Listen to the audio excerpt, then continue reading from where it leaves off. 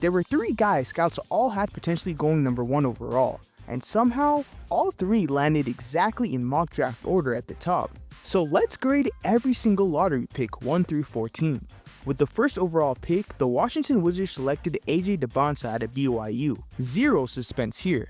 Dybantsa led the entire country in scoring as a freshman, averaging over 25 a night, and he did it as a 6'9" wing who can already get to his spot whenever he wants. Last trade deadline, Washington added both Trae Young and Anthony Davis to their already promising young core of players. And now they land themselves a potentially generational wing scorer, who profiles like a young Paul George with even more two-way upside. The jumper and shooting still need hammering out, but the foundation is a day 1 scorer with an all-NBA ceiling.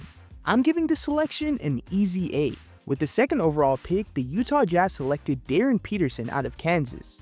A lot of front offices had Peterson as the best prospect in the class, full stop, and Utah gets him at 2. Yes, he struggled majorly with availability at his injury-shortened year at Kansas, but when he was healthy, the shot making was special. Pull-ups, movement threes, getting wherever he wanted on the floor. Slot him next to Keontae George alongside that loaded Jazz frontcourt, and Utah's rebuild timeline just got a whole lot brighter. Another A.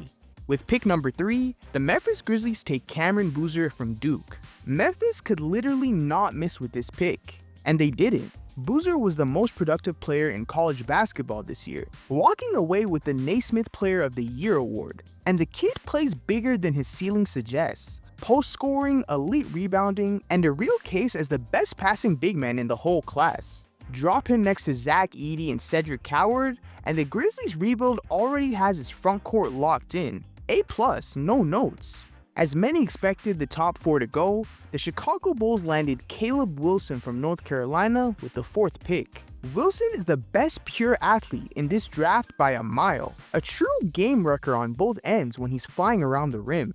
His jumper is a swing skill, and right now it basically doesn't exist. But Chicago wanted size, length, athleticism, and physicality, and Wilson checks all those boxes and then some. If that shot ever comes around even a little, this is a steal at 4. A-. With pick 5, the LA Clippers selected Keaton Wagler from Illinois. This is where the draft got interesting. Wagler is a flat-out shooter and a smart, deliberate processor who fits cleanly next to Darius Garland because he doesn't need the ball in his hands to be effective. The concern is everything else. At the guard position, he has good size but a very slight frame, and his athleticism is very questionable, going the entire college season without recording a single dunk. The fit is great on paper, but Wagler's current physical limitations will be the deciding factor to whether he reaches his full potential or ends up a bust. B+. With pick 6, the Brooklyn Nets selected point guard Michael Brown Jr. out of Louisville. Brooklyn already has Yegor Demon running point from last year's class, and now they add another shifty, ball-dominant guard who battled a back injury and still isn't strong enough to finish through contact. Brown's talent is real. A pure shooting stroke, ambidextrous, sees the whole floor, and can get hot in bunches. But roster construction-wise, this front office cannot stop collecting guards. I'm giving this a B. Pick number 7, the Sacramento Kings select Darius Acuff Jr. Sacramento wanted this guy through the entire pre-draft process and didn't even have to trade up to get him. Acuff is a bucket, a super strong guard who's poised and lives for the moment. And on a roster full of expensive vets like Zach LaVine and DeMar DeRozan, a cost-controlled potential offensive engine is exactly what they needed. The defense is a question, but this is the cleanest needs meets talent fit in the whole lottery. With the 8th overall pick, the Atlanta Hawks select point guard Kingston Flemings from Houston. Funny enough, this is the same backcourt spot Atlanta opened up by trading away Trae Young last season. Flemings might be the best straight line driver in this entire guard class, getting to the rim whenever he wants to and defending with the utmost effort. The jumper can still be up and down, and the mechanics could use a tune-up, but he slides perfectly right into Atlanta's young, switchable perimeter. B+. With pick 9, the Dallas Mavericks select Michigan forward Morez Johnson Jr. New head coach Dusty May just left Michigan fresh off a title for Dallas and brought one of his own players with him. Johnson tested huge at the draft combine with elite level length, strength, and switchability, but he hit only 12 threes in 2 college seasons and isn't an elite level shot blocker either. I get the Michigan connection, I just don't love reaching for a non-shooting 4 here with higher upside guards still sitting on the board. I'm giving this a C+. With pick 10, the Milwaukee Bucks selected Arizona combo guard Braden Burries. Milwaukee's entire identity flipped the night before this pick when they shipped Giannis to Miami, and they're walking out of this draft with 2 lottery picks because of it.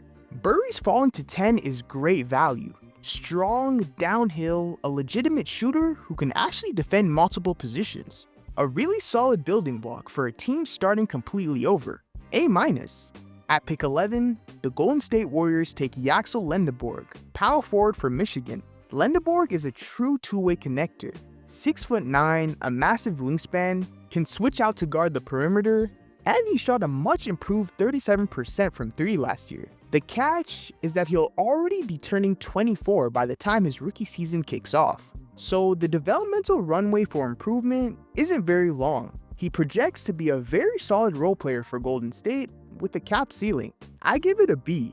With the 12th pick, the Oklahoma City Thunder select center Adai Mara from Michigan. This is the Wemby-proofing pick. Mara's 7'3" without shoes, moves better than you'd expect for his size, and protects the rim at an elite level while flashing real passing instincts out of the post. Landing a player this size with this much defensive impact at 12 is fantastic value for OKC.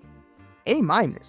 With the Milwaukee Bucks 13th pick via Miami, they select Tennessee forward Nate Ament. And here's the other lottery pick from the Giannis return. Ament is a long, fluid combo forward with great hands and a high release point, but he needs to add strength and physicality across the board, and his production swung all over the place for Tennessee this past year. This is a swing for upside on a roster that just blew itself up, which is exactly what they should be doing right now. C+.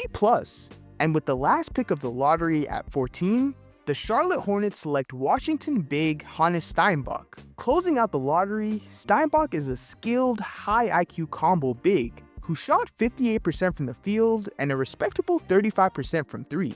He absolutely dominated the glass last season, leading all of college basketball in rebounding. He's efficient, versatile, and has a very high floor. Charlotte needed frontcourt depth and got a safe, useful piece to grow alongside their core. That's a solid B. Let me know what your draft grades are for this year's lottery in the comments.